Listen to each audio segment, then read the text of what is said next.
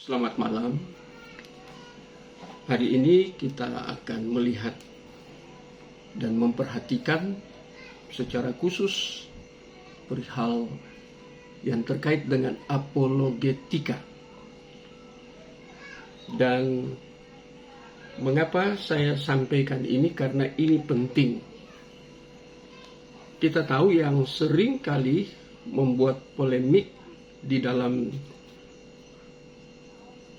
kehidupan kekristenan kita, salah satunya dari luar oleh yang disebut para polemikus yang dengan gencar menyerang bagian-bagian ayat firman Tuhan di dalam kajian-kajian mereka, di dalam presupposisi mereka, dengan menggunakan ayat-ayat tertentu.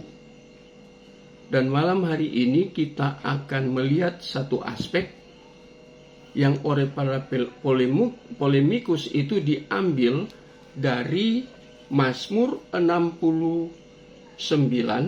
Kalau di dalam bahasa Inggris itu ayat yang ke-21, tapi di dalam terjemahan LAI itu ayat 22. Yang bunyinya demikian: bahkan mereka memberi aku makan racun, dan pada waktu aku haus, mereka memberi aku minum anggur asam.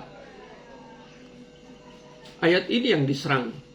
Dan ayat ini bagian ini ditulis oleh seorang raja, yaitu Raja Israel, Raja Daud. Dia membicarakan tentang Yesus atau penderitaan Yesus terkait dengan waktu Yesus sedang dalam perjalanan sampai di atas kayu salib. Jadi kita lihat polemikus ini, mereka menyelidiki Alkitab, tapi mereka menggunakan cara mereka sendiri, mereka menggunakan kemampuan mereka sendiri, bahkan mereka sewaktu-waktu menggunakan khususnya kitab mereka sendiri untuk dibandingkan dengan kitab kita, tetapi mereka lebih cenderung menyerang kitab kita dari perspektif kitab mereka. Jadi ini kebenaran absolut yang diserang. Secara khusus dikatakan bahwa Yesus itu diracun. Jadi kematian Yesus itu akibat diracun. Nah, kita tahu bahwa di dalam Mazmur 69 ayat 22 ini saya katakan Mazmur mesianik, berhubungan dengan penderitaan Yesus. Dan kita lihat Mazmur mesianik ini terhubung dengan apa yang disebut dengan soteriologi atau keselamatan. Ini diserang habis-habisan oleh para polemikus. Mereka membaca secara harafiah, kemudian mereka menafsir secara harafiah.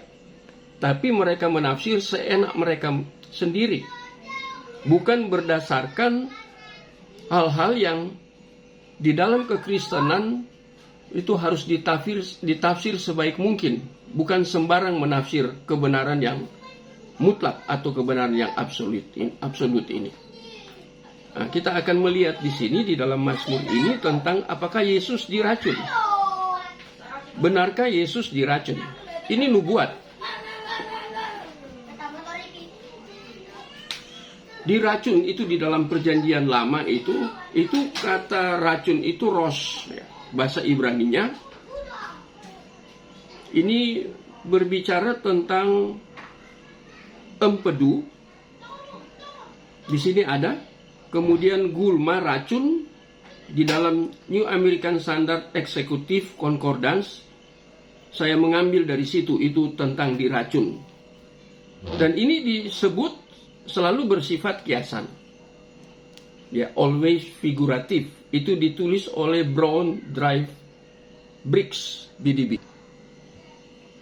Jadi kita lihat di sini, mereka menggunakan bagian-bagian ini, yaitu khususnya Mazmur Daud dalam Mazmur pasal 69 ayat yang kedua. Yang tadi saya sudah bacakan, mereka memberi aku makan racun. Dan pada waktu itu, waktu aku haus, mereka memberi aku minum anggur asam. Bagian ini, Mazmur 62 itu, ini nanti kemudian digenapi. Deskriptif yang ditulis oleh Daud, ini kemudian digenapi di dalam perjanjian baru. Apakah memang Yesus diracun? Ini menjadi masalah yang sangat serius, karena berbicara tentang kristologi, khususnya berhubungan dengan penderitaan. Nah, di dalam Matius pasal 27 ayat 34, ini tertulis mereka menawarkan, bukan memaksakan, dia dengan anggur untuk diminum. Tetapi setelah mencicipinya, dia menolak untuk meminumnya. Saya mengambil dari Strong Lexicon Greek. Jadi mereka menawarkan. Jadi bukan dipaksakan, mereka menawarkan. Tapi Yesus di sini, dia memberi respon, yaitu dia menolak apa yang ditawarkan.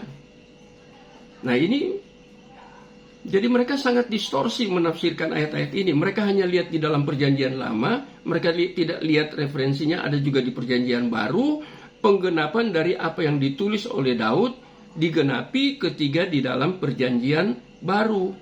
Mereka tidak mengerti apa yang disebut dengan finalitas of Christ.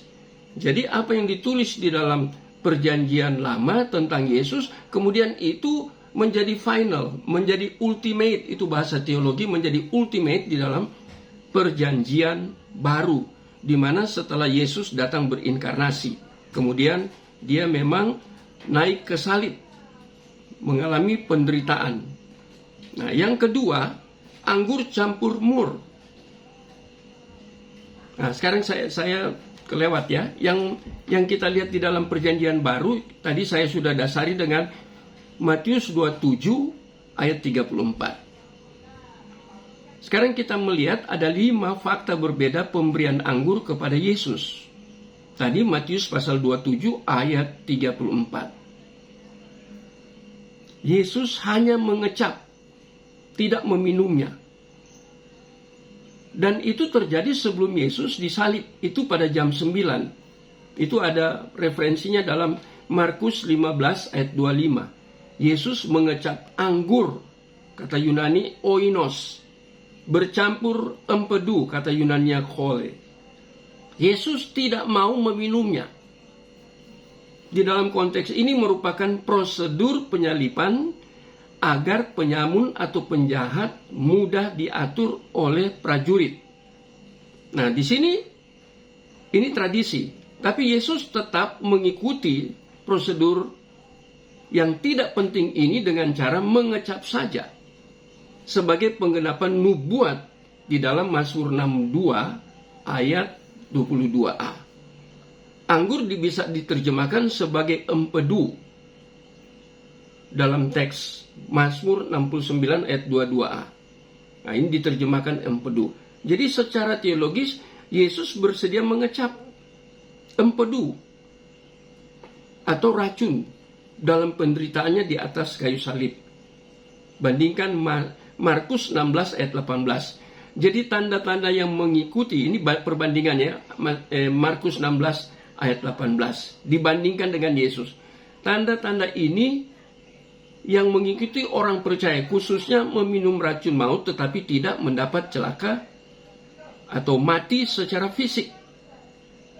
Jadi Yesus ini yang sedang berinkarnasi, dia hanya mengecap. Dia tidak meminum anggur yang ditawarkan.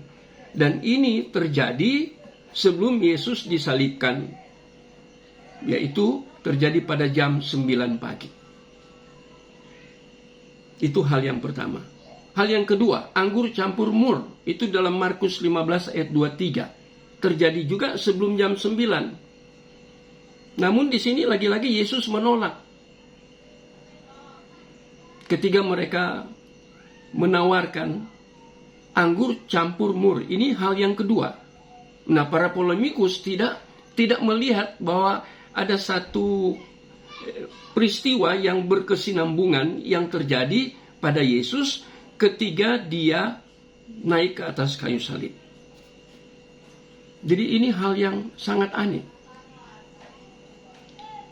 Dan kita dapat menyimpulkan bahwa di dalam Markus pasal 15 ayat 23 berbeda dengan Matius pasal 27 ayat 34. Yang patut kita perhatikan, anggur di sini oinos bercampur mur, itu bahasa Yunani smurniso. Walau terjadi sama-sama sebelum Yesus disalib, namun yang harus dicamkan adalah bahwa campuran kimiawi anggur campur empedu tidak sama dengan anggur campur mur. Mereka tidak bisa bedakan ini. Jadi para polemikus benar-benar error. Sehingga harus dipahami adalah bahwa dua peristiwa ini berbeda. Saya mengutip dari apa kata Adam Clark. Dia katakan menafsirkan bahwa anggur yang dicampur mur tujuannya untuk membuat yang minum mabuk. Anggur campur mur yang minum mabuk. Yesus tidak mau kalau dia harus mabuk. Padahal dia posisinya harus menebus dosa manusia. Ini bagian yang kedua. Tadi bagian yang pertama, ini bagian yang kedua. Dan dua bagian ini hal yang berbeda yang tidak diselidiki dengan baik oleh para polemikus, tetapi mereka sudah menyerang kita dengan argumentasi, dengan statement yang tidak biblical, walaupun mereka pakai Alkitab. Cara menafsir mereka ini absurd, ini distorsi, ini error. Besok kita sambung lagi dengan bagian berikut, yaitu bagian ketiga, bagian keempat, dan bagian kelima. Jadi hari ini kita hanya berbicara bagian pertama dan bagian kedua. Dari PL di dalam kitab Mazmur berupa nubuatan dan kemudian penggenapannya, ultimate-nya, ketika Yesus berinkarnasi. Artinya itu yang disebut dengan finalitas of Christ. Tuhan Yesus memberkati. Amin.